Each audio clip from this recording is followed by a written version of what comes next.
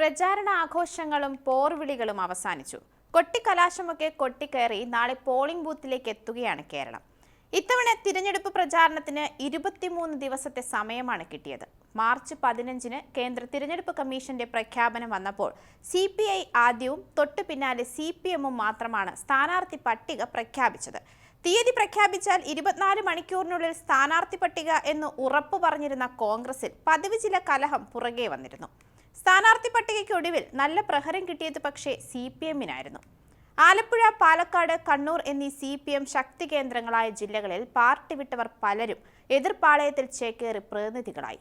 തൃശൂരിൽ CPIക്കും സമാന പ്രതിസന്ധി നേരിട്ടിരുന്നു. നാട്ടികയിലെ അവരുടെ സിറ്റിംഗ് MLA ഇത്തവണ BJP സ്ഥാനാർത്ഥിയായി.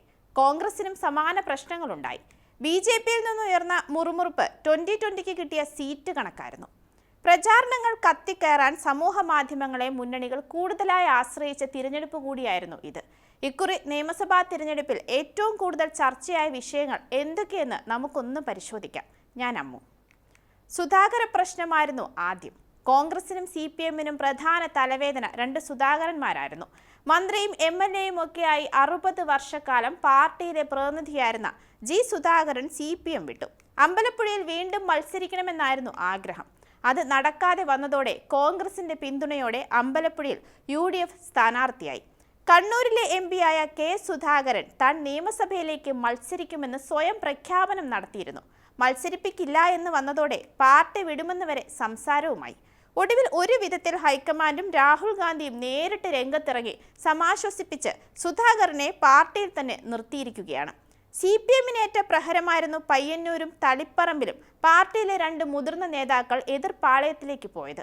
പയ്യന്നൂരിൽ V. കുഞ്ഞികൃഷ്ണനും തളിപ്പറമ്പിൽ TK ഗോവിന്ദനുമാണ് പാർട്ടി വിട്ടത്. രക്തസാക്ഷി ഫണ്ടുമായി ബന്ധപ്പെട്ട സാമ്പത്തിക ആരോപണം ഉയർത്തിയാണ് കുഞ്ഞികൃഷ്ണൻ പുറത്തുപോയത്. ആ വിവാദം ഇപ്പോഴും കെട്ടടങ്ങിയിട്ടില്ല. PK ശ്യാമളയുടെ സ്ഥാനാർത്ഥിത്വത്തിൽ പ്രതിഷേധിച്ചാണ് ഗോവിന്ദൻ പുറത്തു വന്നത്. തളിപ്പറമ്പിൽ ഗോവിന്ദനെയും UDF സ്ഥാനാർത്ഥിയാക്കി. പാർട്ടികൾക്കുള്ളിലെ വിവാദങ്ങൾ ഒതുങ്ങിയപ്പോൾ മത്സരരംഗം സജീവമായി. ആരോപണ പ്രത്യാരോപണങ്ങളാണ് പതിവ് രീതി. എന്നാൽ ഇത്തവണ ഒരൊറ്റ ആരോപണത്തിലാണ് തിരഞ്ഞെടുപ്പ് രംഗം ആദ്യം ചൂടുപിടിച്ചത്. അതാണ് ഡീൽ ആരോപണം. കേരളത്തിലെ 10ഓളം മണ്ഡലങ്ങളിൽ BJP CPM ഡീലുണ്ടെന്ന പ്രതിപക്ഷ നേതാവ് VD സതീശന്റെ ആരോപണം വലിയ ചർച്ചയായിരുന്നു. BJP-യെയും CPM-നെയും CJP എന്നാണ് കോൺഗ്രസ് ദേശീയ നേതാവ് രാഹുൽ ഗാന്ധി അഭിസംബോധന ചെയ്തത്. പിണറായി വിജയൻ BJP-യുടെ B ടീമാണെന്ന് രാഹുൽ ഗാന്ധി പരിഹസിക്കുകയും ചെയ്തു. 2021-ൽ LDF തുടർഭരണം നേടാനുള്ള കാരണം ഡീലാണെന്ന് മുതിർന്ന കോൺഗ്രസ് നേതാവ് രമേശ് ചെന്നിത്തലയും ആഞ്ഞടിച്ചിരുന്നു. BJP ഇക്കുറി പല പ്രധാന സീറ്റുകളും 2020-ക്ക് വിട്ടു നൽകിയത് ഡീൽ ആരോപണത്തിന് തെളിവാണെന്നാണ് കോൺഗ്രസ് വാദിച്ചത്.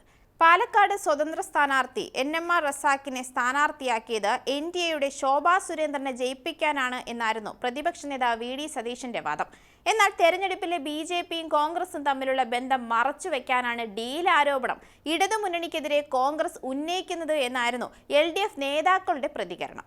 LDF-ഉം UDF-ഉം ഒരേ നാണയത്തിന്റെ രണ്ട് വശങ്ങളാണ് എന്ന് പ്രധാനമന്ത്രി നരേന്ദ്രമോദി ആരോപിച്ചതും നിയമസഭാ തിരഞ്ഞെടുപ്പിനിടെ ചർച്ചയായിരുന്നു.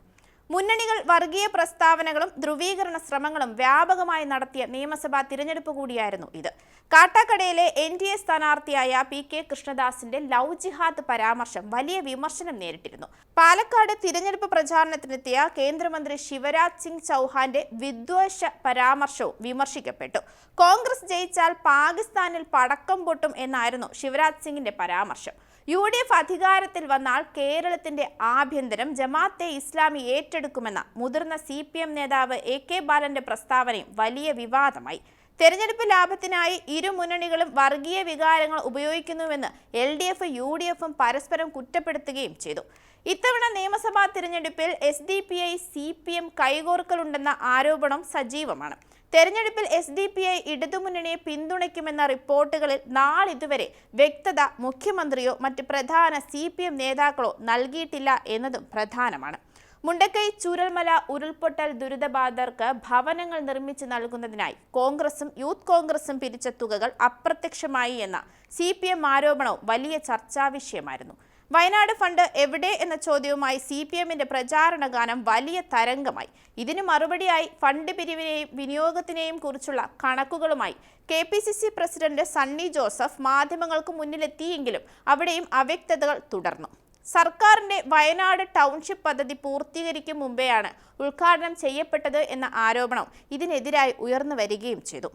മുഖ്യമന്ത്രി പിണറായി വിജയൻ ഇത്തവണ നടത്തിയ ഏറ്റവും മികച്ച നീക്കം കേരളത്തിലെ പ്രധാന മാധ്യമങ്ങൾക്കെല്ലാം അഭിമുഖം നൽകിയതായിരുന്നു.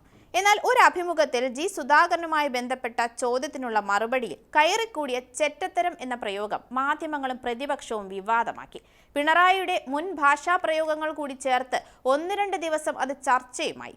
കോന്നിയിലെ തെരഞ്ഞെടുപ്പ് കൺവെൻഷനിടെ മുഖ്യമന്ത്രി പിണറായി വിജയനോട് ചോദ്യം ചോദിച്ച പാർട്ടി പ്രവർത്തകനോട് പിണറായി വീട്ടിൽ പോയി ചോദിക്കുക എന്ന് മറുപടി പറഞ്ഞതും വലിയ വിവാദവും വാർത്തയുമായി. എല്ലാ തിരഞ്ഞെടുപ്പ് കാലത്തും ഒരു മാറ്റവുമില്ലാതെ തുടരുന്ന ഒന്നാണ് സ്ത്രീവിരുദ്ധത. കായംകുളം മണ്ഡലത്തിലെ LDF സ്ഥാനാർത്ഥി യു പ്രതിഭയ്ക്കെതിരെ UDF കൺവീനറും മുസ്ലിം ലീഗ് നേതാവുമായ A അർഷാദ് നടത്തിയത് തീരെ മോശം പ്രയോഗമായിരുന്നു.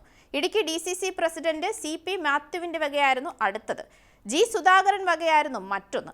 ദീർഘകാലം തന്റെ സഹപ്രവർത്തകയായിരുന്ന CS സുജാതയെയാണ് സുധാകരൻ പരസ്യമായി അപമാനിച്ചത്. അതെല്ലാം വിവാദമായി കേരള സമൂഹത്തിന് മുന്നിൽ കത്തി നിൽക്കുകയും ചെയ്തു. കൊട്ടിക്കലാശത്തിന് മണിക്കൂറുകൾക്ക് മുൻപാണ് കോൺഗ്രസ് നേതാവും മൂവാറ്റുപുഴ MLAയുമായ മാത്യു കുഴൽനാടൻ ഒരു വൻ ബോംബ് പൊട്ടിച്ചത്. മന്ത്രി K കൃഷ്ണൻകുട്ടിയുടെ ഒരു ഫോൺ സംഭാഷണത്തിന്റെ റെക്കോർഡ് ആധാരമാക്കി 2018 പ്രളയം മനുഷ്യനിർമ്മിതമാണെന്ന ആരോപണമാണ് അദ്ദേഹം വീണ്ടും അരങ്ങത്ത് കൊണ്ടുവന്നത്. അതുമായി ബന്ധപ്പെട്ട വിവാദം ഇതുവരെ കെട്ടടങ്ങിയിട്ടുമില്ല. പ്രചാരണത്തിന്റെ അവസാന മണിക്കൂറിൽ മാധ്യമങ്ങൾ ആഘോഷിച്ച ഒന്നായിരുന്നു 2 മുഖ്യമന്ത്രിമാർ തമ്മിലുള്ള വാക്പോര്. തെലങ്കാന മുഖ്യമന്ത്രി രേവന്ത് റെഡ്ഡി കേരളത്തിലെ തെരഞ്ഞെടുപ്പ് പ്രചാരണത്തിൽ കോൺഗ്രസിന്റെ സ്റ്റാർ ക്യാമ്പയിനർമാരിൽ ഒരാളാണ്. കേരളത്തിലെത്തിയ തെലങ്കാന മുഖ്യമന്ത്രി കേരള മുഖ്യമന്ത്രി പിണറായി വിജയനെയാണ് ലക്ഷ്യം വെച്ചതും. രാഷ്ട്രീയമായ വിമർശനങ്ങൾക്കപ്പുറം രേവന്ത് സിനിമാ സ്റ്റൈലിൽ പിണറായി വിജയനെ പോ മോനെ വിജയ എന്ന് പരിഹസിച്ചു. കേരളത്തിന്റെ മുഖ്യമന്ത്രിയുടെ തിരിച്ചടി ഡാഷ് മോനെ രേവന്തേ എന്നായിരുന്നു. പിന്നീട് വിശദമായൊരു കത്തിൽ രേവന്ത് റെഡ്ഡിക്ക് മറുപടി കൊടുത്തുവെങ്കിലും പിണറായിയുടെ പ്രയോഗം മാധ്യമങ്ങൾ പതിവ് പോലെ ആഘോഷിച്ചു. എന്തായാലും കളത്തിലെ പൊട്ടിത്തെറി ഒഴിഞ്ഞുവെങ്കിലും നിശബ്ദ വിവാദങ്ങൾ കത്തിക്കയറുകയാണ്. വോട്ടിന് പണമാണ് പാലക്കാട് ഇന്ന് ചർച്ചാ വിഷയം. എന്തായാലും എന്താകും ഇതിന്റെ ഫലമെന്നറിയാൻ മലയാളികൾ 1 മാസം നീളം കാത്തിരിക്കേണ്ടി വരും.